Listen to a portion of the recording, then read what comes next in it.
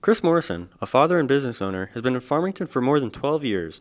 During his time, he's been in various notable offices such as City Council. I feel like my time I've spent down here involved in the community, since I've gotten down here, I've really tried to work in all those different organizations, committees, the city council, to try to understand the issues. I don't feel like I've ever had an agenda when I've had been a part of it of something, but I try to work hard to understand different perspectives of all the issues, and then try to bring the right people together to get a solution that's best for everybody. I think one that's fairly important is we have some awesome employees in the city of Farmington, and this is a kind of a nationwide issue, right? As people are starting to get closer to retirement and retire, and you have to replace them, it's getting to be more challenging. The workforce is very difficult, so I think it's really important that we work on employee retention, employee recruitment.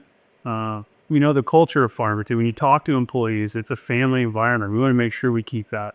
I think there's a lot of infrastructure needs, which those aren't fun to talk about, but if we don't stay on top of them and be proactive, they can get they're already expensive. They can get even more expensive than bigger issues. So I think growth is exciting, right? It's always fun when a new restaurant or a new store comes in, but we have to think about that and how it impacts, our first responders, our infrastructure needs, and make sure any growth we have, we're doing it responsibly and it makes sense. We're not just, trying to grow and build just to get bigger because sometimes problems come with that, right? So we just want to make sure that we're doing it in a responsible way. Morrison says he thinks it's extremely important to look at things from a regional perspective. What can we do together? And I think that's the biggest thing. For me, it's just I feel like there's a lot of great people and great organizations in Farmington in our area that work towards positive things. But I think if we could get everyone working together and collaborating, I think we would see a lot of great success. Collaborating, like I said earlier, with any entity, but the school in particular, whether that's Farmington, whether it's MAC, I think it's really important to work together from a city perspective on those projects, because when you have a great school system, your property values are better, your citizens are more educated. When people are looking at places to live, that's a huge factor.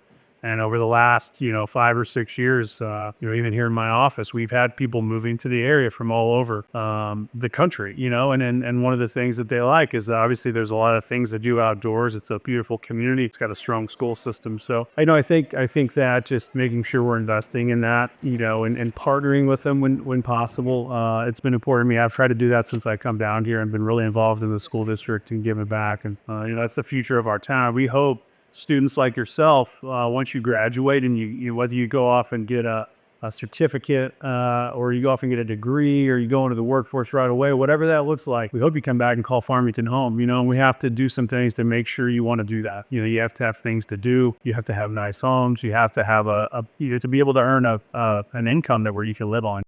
While Morrison is invested in the future, he also has advice for young voters. I would just say, it's probably as hard as ever, to be a young person voting because, getting information. I think you always encourage people to get out and vote. I think it's I think it's a responsibility and a great right that we have to be able to do that. You also want to be an educated voter, and I think obviously there's a lot of stuff out in the media or on social media, different things, and I think it's important, and especially on local.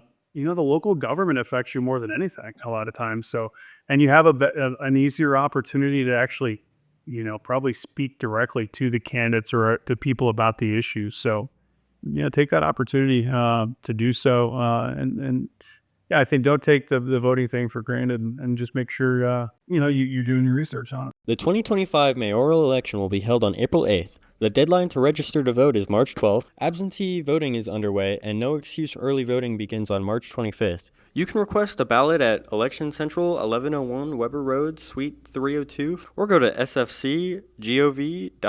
Reporting for BKTV Live, this has been Michael Whitaker.